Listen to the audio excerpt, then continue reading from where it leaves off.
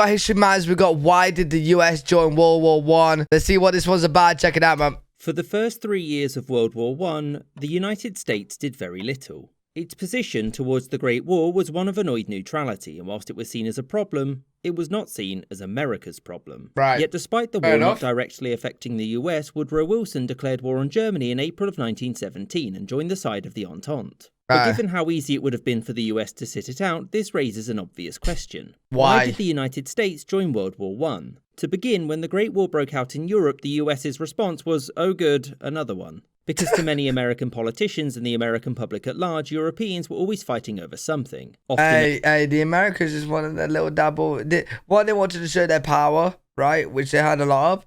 And two, they just wanted a little dabble in some of the land over there. Over silly things like royal titles, tiny strips of land, or some irrelevant imperial holding somewhere across the Pacific. And this conflict was seen as no different, which meant that many Americans weren't interested in getting involved. This worked well for America, and importantly, President Wilson, who was much more concerned with getting re-elected in late 1916. To do this, he needed the support. They did that over and over again. If they want to get elected, I'm pretty sure, like, back in the day, if they want to get elected, they'll cause a war so people, like, see them as strong and stuff like that. I'm pretty sure that's what they did. The Irish-American populations who supported the Central Powers. And he also needed the Protestants living across the eastern seaboard, which supported the Entente. And to win their votes, he promised that the US would never enter the war, but he also talked about how uncool Germany was being at that point. But as you'll know, 6 months after he won re-election, to war the US went. So why?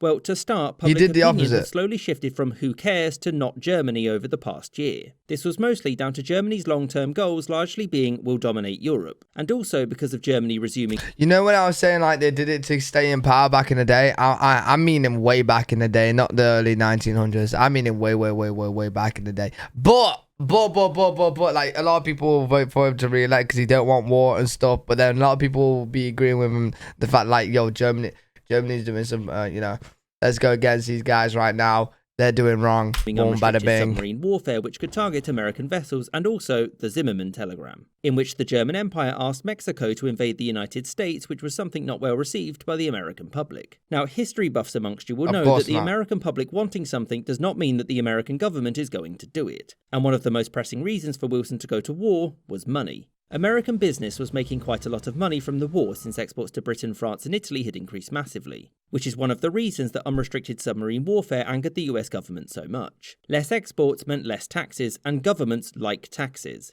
Another monetary reason was loans. The US government had lent the Entente nations a lot of money. A lot. And conquered... But they had no choice to go to war, right? Because literally Germany's asking Mexico to invade. So like, and plus with the submarine warfare that's happening as well, they're going to be like, yo, listen, Germany, like, what the fuck is going on, man? Boom, bada bing. Defeated nations aren't exactly able to let's get them done, back, out the way. Took the American leadership into going to war. And another reason was that the American government simply didn't know what would happen if Germany won. Britain was Europe's greatest power at that point, and whilst the Americans didn't exactly love them, they understood them. Whereas Germany was the offspring of Prussia, and to them was an ambitious militaristic state which, if victorious, would inevitably clash with the US somewhere. And so to Wilson's government, dealing with Germany now would rid the world of an autocratic threat in the future. And this view of America siding with the right nations was an extremely important one, since most Americans were equally as disgusted by the autocratic Russian Empire as they were by the German one. Well, good news, because they just dropped out to try their hands at the whole Civil War thing. And with Russia gone, this meant that for Americans, the war now had a right side and a wrong side, and there wasn't much time for America to join if the right side was going to win. Makes sense. And with public pressure growing, Wilson went to Congress to ask that it make a declaration of war against Germany. And this declaration was voted for overwhelmingly, thereby bringing the United States into World War I, and honestly, we bought shotguns.